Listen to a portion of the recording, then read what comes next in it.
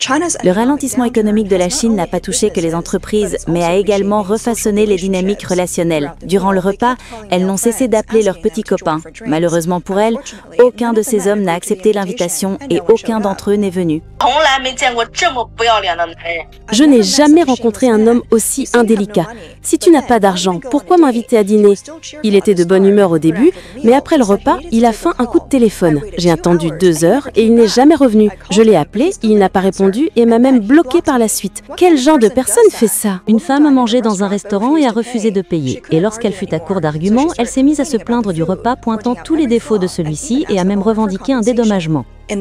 Avant, les hommes couraient après les femmes, pensant que leur argent leur garantissait un futur avec elles, et donc ils étaient disposés à faire le simp. Mais maintenant, avec le ralentissement de l'économie, les hommes commencent à réfléchir. Si tu me traites bien, je te traiterai bien. Si tu me traites mal, je ne le tolérerai pas. Même l'industrie du mariage dans ce pays reflète ce changement. Malgré le fait que les femmes soient plus nombreuses que les hommes dans ces événements, leurs attentes sont toujours élevées. Les femmes avec des revenus modestes demandent toujours des maris avec des maisons, des voitures, des salaires à 6 chiffres et des dots insensés. Et donc, énormément d'hommes se sont retirés. Bonjour à tous et bienvenue dans cette nouvelle vidéo. Alors aujourd'hui nous retournons dans l'un de mes pays préférés au monde actuellement, à savoir la Chine, avec l'éveil des hommes sur les différentes techniques de manipulation employées par ces dames, tant sur le plan du dating avec des femmes visant uniquement des hommes fortunés dont elles se serviront pour vivre la belle vie et payer leurs dettes, etc., que sur celui du mariage, où beaucoup d'entre elles provenant de la génération de l'enfant unique n'ont jamais eu à servir personne d'autre qu'elles-mêmes et ne se marient en général que pour divorcer par la suite et obtenir une grande partie des biens de l'homme pour qui elles ont fait l'amour pendant un court laps de temps. Et l'arnaque étant devenue avec le temps de plus en plus évidente pour ces messieurs, heureusement d'ailleurs, ces derniers commencent à se montrer un tout petit peu plus prudents quant à leurs interactions avec la gente féminine. Bah ouais, à un moment, t'en as un petit peu marre de te faire pigeonner. Et une chose devenant de plus en plus évidente avec la nouvelle mentalité masculine, c'est que ces dames, parmi les plus vénales d'entre elles évidemment, le sentent passer et c'est le moins que je puisse vous dire. Alors bienvenue dans ce nouvel épisode du Karma ne dort pas, on est parti. L'économie du simp n'est pas la seule affectée par le ralentissement économique. Les soucis de survie de beaucoup de femmes se multiplient. En temps de récession économique, les anxiétés des femmes dépassent de loin celles des hommes. C'est presque une loi. Par le passé, c'était l'homme qui allait travailler et la femme restait à la maison. Les hommes étaient en charge de la provision et les femmes n'avaient pas à être excessivement indépendantes. Le marché du mariage valorise l'âge, l'apparence et la personnalité de la femme plus que ses capacités professionnelles. Mais les difficultés économiques commencent à révéler les difficultés d'indépendance des femmes. Non seulement elles n'arrivent pas à se trouver un partenaire, mais elles font également face à des soucis d'emploi, de santé, à la pression familiale et aux soucis liés à l'âge. Alors la simp économie ou l'économie du simp en français est un terme employé basiquement pour désigner le montant de ressources en termes d'argent et autres biens de valeur ainsi que la quantité de temps et autres dépenses énergétiques d'une certaine catégorie d'hommes ici qualifiés de simp pour des femmes qui très souvent, voire dans la totalité des cas, ne feront montre d'absolument aucune réciprocité à leur égard. Ce sont des hommes ayant une si faible estime d'eux-mêmes et des efforts qu'ils ont employés pour acquérir les biens qu'ils possèdent qu'ils sont prêts à les balancer sur un coup de tête à la première michto qui leur fait croire qu'elle n'a jamais vu d'hommes aussi beaux et spéciaux qu'eux. C'est pathétique mais des hommes comme ça, malheureusement, il y en a plein. Mais heureusement, de moins en moins en Chine, avec des hommes qui avec le temps se mettent enfin à réaliser la stupidité de leur inclination envers ce type de femmes, qu'ils voient enfin telles qu'elles sont, à savoir des dévoreuses inutiles de temps et d'argent. Et donc ils font ce que l'homme sait faire de mieux depuis la nuit des temps, s'adapter. Un récent incident viral a révélé la réalité des changements d'attitude. 3 jeunes femmes sont sorties pour un barbecue un soir. Durant le repas, elles n'ont cessé d'appeler des amis à elles pour qu'ils viennent les rejoindre. Mais aucun d'entre eux n'a voulu se déplacer et les rejoindre. Et quand le temps de payer est arrivé, le propriétaire du restaurant s'est rendu compte qu'elle ne pouvait pas payer la somme de 200 yuan qu'elle devait. Et alors? C'est moi qui gère le bar, et elles disent qu'elles n'ont pas d'argent. Vous n'avez pas honte de menacer des jeunes filles? Qui vous menace? Vous avez bu 4 à 6 bouteilles de bière, mangé à votre faim, et maintenant vous ne pouvez pas payer 200 yuan? Les gens se moquent de vous, c'est embarrassant. Dans la vidéo, une des femmes était accroupie sur le sol à se disputer avec le propriétaire en contactant dans le même temps des proches pour qu'ils viennent l'aider. Le restaurant a posté la vidéo en ligne, ce qui a très vite créé un débat enflammé. Les internautes se sont moqués de ces femmes, les qualifiant de profiteuses. Certains ont même félicité les hommes ayant refusé de venir, ces derniers ayant sûrement été abusés par elles par le passé. Et certains y ont mis en lumière une tendance des femmes à inviter des hommes tard le soir afin de faire payer l'addition à ces derniers. Cet incident est une conséquence de la chute de l'économie du simp, désignant la quantité de temps, d'argent et d'efforts envers les femmes, sans recevoir d'affection authentique en retour.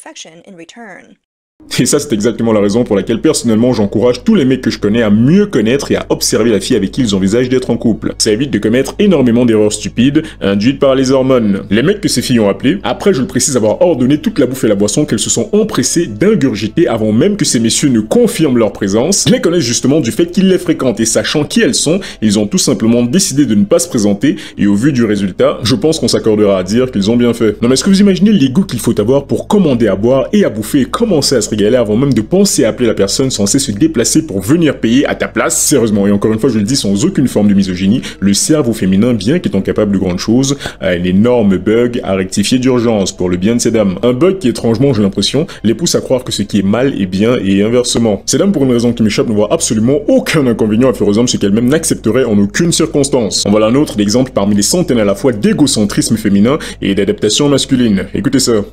Un exemple des plus marquants est celui d'une femme ayant voulu tirer avantage d'un rendez-vous à l'aveugle. Lors du premier rendez-vous, elle a ordonné près de 30 000 yuan de fruits de mer. Au milieu du repas, l'homme a prétexté répondre à un coup de fil et n'est jamais revenu. Il l'a bloqué sur les réseaux sociaux, la laissant gérer l'addition toute seule.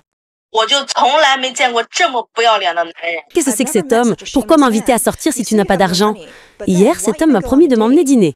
J'ai commandé des plats saisonniers comme du crabe royal, de la crevette tigrée noire et des concombres de mer.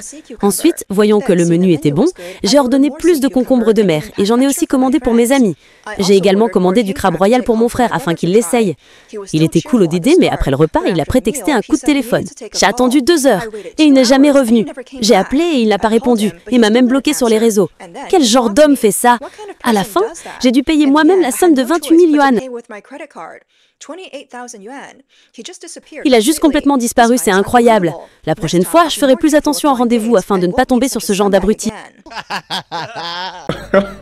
Ok, récapitulons. Le mec t'invite à un premier rendez-vous et toi étant celle qui se fait inviter, ne te gêne absolument pas pour ordonner 30 000 yuan de bouffe devant les yeux du mec qui, à mon avis, l'a regardé comme ça. Et c'est le mec qui devrait, selon elle, avoir honte de ce qui s'est passé. Alors je ne dis pas qu'il a eu raison de disparaître comme il l'a fait, même si c'est vraiment rigolo du fait que beaucoup de mecs commencent à faire pareil quand les femmes commencent un peu à exagérer niveau restaurant, vous voyez ce que je veux dire. Mais combien parmi vous, mesdames, auraient accepté de recontacter un mec que vous avez invité et qui avait fait pareil à un premier rendez-vous? J'ai vu des filles bloquer des mecs sur les réseaux sociaux pour beaucoup moins que ça. Et comble du truc, c'est sur le mec qu'elle rejette automatiquement la faute en se positionnant immédiatement comme la victime. La prochaine fois, je ferai plus attention à des rendez-vous à l'aveugle. Personnellement, je ne souhaite à personne à ces rendez-vous à l'aveugle de tomber sur toi. Les réactions en ligne ont été vives. Beaucoup ont applaudi le mec, disant qu'une femme capable de commander une somme pareille en termes de nourriture à un premier rendez-vous mérite de gérer l'addition. Un exemple pour beaucoup de comment gérer une gold digger. Et autre fait que j'ai personnellement trouvé extrêmement intéressant, c'est l'impact psychologique à la fois de la constante flatterie de l'ego féminin, déjà par leur famille où elles étaient enfants uniques pour beaucoup, mais aussi par les hommes qu'elles rencontrent et fréquentent, et de la résonance de cette constante stimulation insensée de l'ego féminin sur ces dames, qui commence avec la combinaison de ces deux choses et la réalité qui se manifeste, à perdre la tête mais au sens psychologique du terme. Une autre vidéo virale a raconté la même histoire. Une femme dînant dans un restaurant a refusé de payer, disant qu'elle est un ange et qu'elle veut mettre le repas sur sa note. Vous dites que je ne peux pas mettre le repas sur ma note? Vous savez à qui vous parlez? Je suis un ange. Un ange. Les anges règlent ce qu'ils doivent. Autrement, vous n'en êtes pas un. Vous essayez de vous foutre de nous, c'est ça? Je vais payer. Je vous ai demandé de le mettre sur ma note, mais vous ne voulez pas. Ça fait 1 heure que j'attends et mes jambes commencent à me faire souffrir. Alors, si vous êtes un ange, pourquoi n'aideriez-vous pas de pauvres humains avec de l'argent? N'ayant plus d'arguments, elle s'est mise à se plaindre du repas, pointant tout ce qui n'allait pas et demandant même au propriétaire un remboursement. Je veux payer sincèrement, mais aujourd'hui je ne peux pas.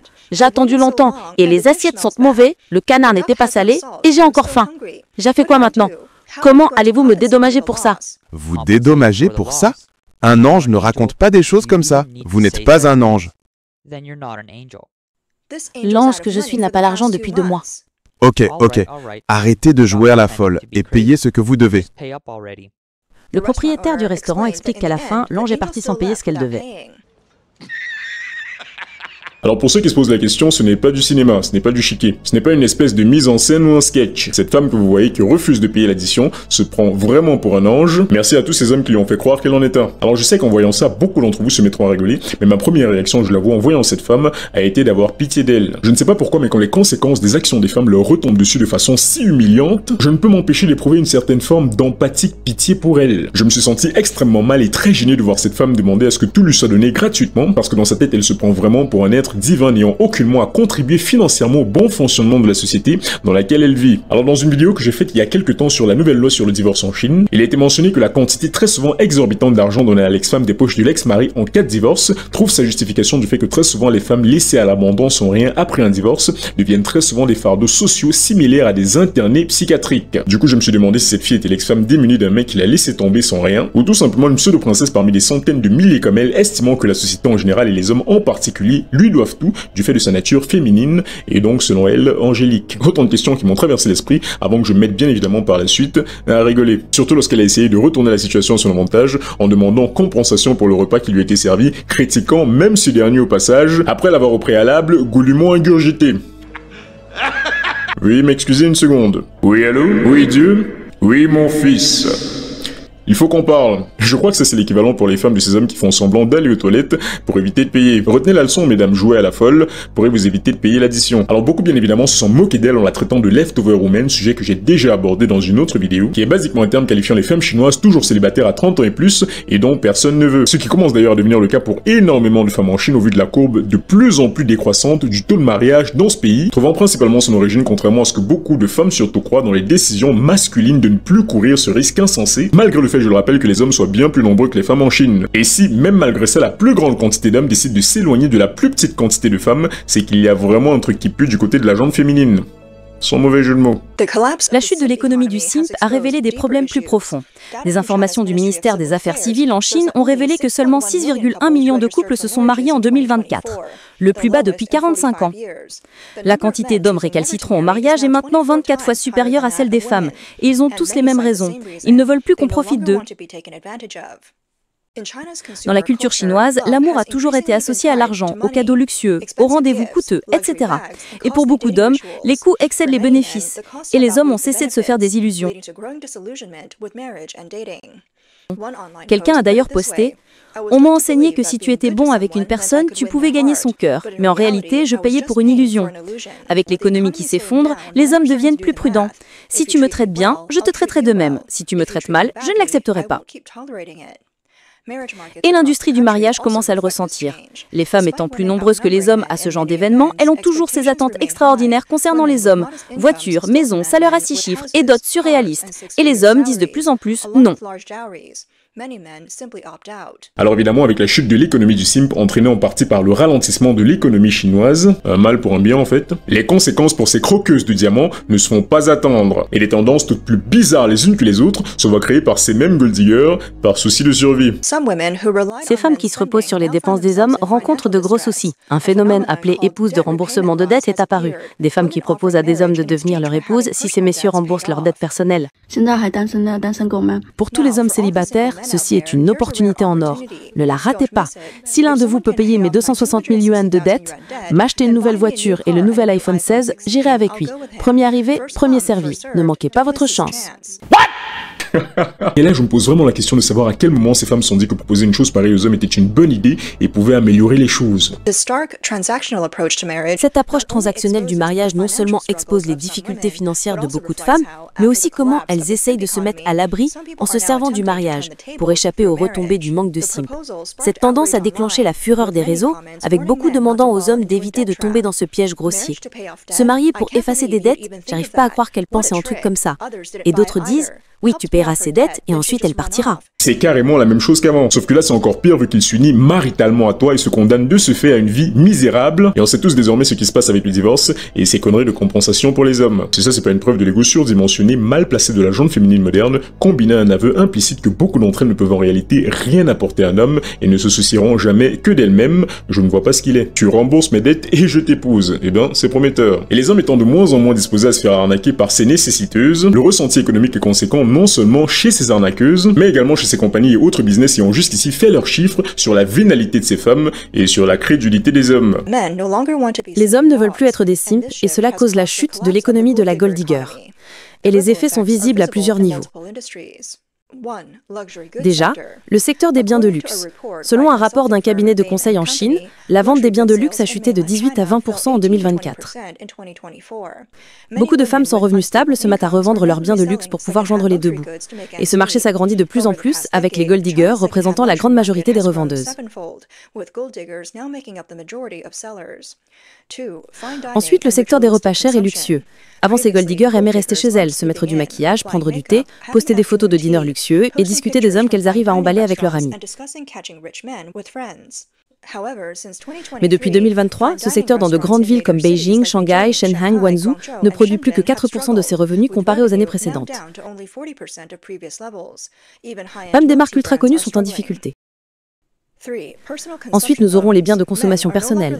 Les hommes ne prêtant plus d'argent tels des simps et les femmes incapables de payer leur emprunt se retrouvent à passer du statut de déesse à celui de leftover women. Les taux de créances douteuses dans les 6 banques majeures du pays s'aggravent, avec des emprunts impossibles à recouvrir et des prêts impossibles à accorder. Ensuite, le secteur des cours de développement personnel. Ces écoles qui disent enseigner aux femmes à devenir des femmes de haute valeur, moyennant des frais élevés, sont dans le rouge également. L'économie de la gold digger s'écroulant, les élèves en ont déduit que ces cours étaient inutiles et ont commencé à demander des remboursements sous peine de poursuite pour fraude. En avril 2024, une coach relationnelle populaire qui se faisait 150 millions de yuan par année et avait des millions de followers a fait l'objet d'une enquête pour évasion fiscale et son école a fermé. Ensuite, l'industrie de beauté. C'est pas que les femmes ne veulent plus être belles, c'est juste que les hommes ne veulent plus payer pour ces soins. Malgré sa croissance très rapide par le passé, cette industrie fait aujourd'hui face à une chute drastique en termes de revenus. Avec des compagnies comme Blomage Biotech reportant une baisse de 21% et iMake à 18%. Certaines cliniques commençant même à offrir des discounts sur certains produits n'étant pas forcément de qualité prouvée. Et aussi les plateformes de dating en ligne, avec les hommes réalisant que beaucoup de ces femmes sur ces plateformes sont juste des gold diggers qui utilisent la romance pour obtenir des cadeaux et des voyages. L'enthousiasme pour ces plateformes a donc baissé du côté des hommes, avec 2 des plus grosses plateformes de dating connaissant une baisse de performance depuis déjà 5 ans. Voilà, vous pouvez donc constater que lorsque les hommes arrêtent d'être des abrutis à cause de leurs hormones et décident de se retirer du jeu, les choses s'écroulent toutes seules. Les entreprises sont dans le rouge, les croqueuses de diamants revendent toutes seules leurs biens de luxe pour pouvoir survivre, et on vient même à proposer aux hommes aujourd'hui de les épouser. Des coachs relationnels sont démasqués comme des fraudeuses. Bref, tout s'effondre, et pour quelle raison? Le réveil de la jante masculine. Tu m'étonnes que les femmes modernes détestent la red pill, voilà le résultat pour elles, la ruine. Du fait justement que les hommes préféreront passer leur chemin que d'avoir à gérer leurs conneries et à se condamner par amour ou je ne sais quoi à des vies pathétiques avec des partenaires les temps tout autant. Paie mes dettes et je t'épouse. Non mais qu'est-ce qu'il faut pas entendre. Bref, c'est tout pour cette vidéo, merci d'avoir regardé jusqu'au bout. Pense à liker, à t'abonner et à commenter pour me dire ce que tu penses de tout ça. Ma chaîne gaming est en description, je fais des commentaires et des analyses de jeux une fois par mois, donc si ça vous dit, abonnez-vous. Et je vous dis à la prochaine. Allez, ciao. Ces femmes qui se reposent sur les dépenses des hommes rencontrent de gros soucis. Un phénomène appelé épouse de remboursement de dette est apparu. Des femmes qui proposent à des hommes de devenir leur épouse si ces messieurs remboursent leurs dettes personnelles. Pour tous les hommes célibataires, ceci est une opportunité en or. Ne la ratez pas. Si l'un de vous peut payer mes 260 000 yuan de dette, m'acheter une nouvelle voiture et le nouvel iPhone 16, j'irai avec lui. Premier arrivé, premier servi. Ne manquez pas votre chance.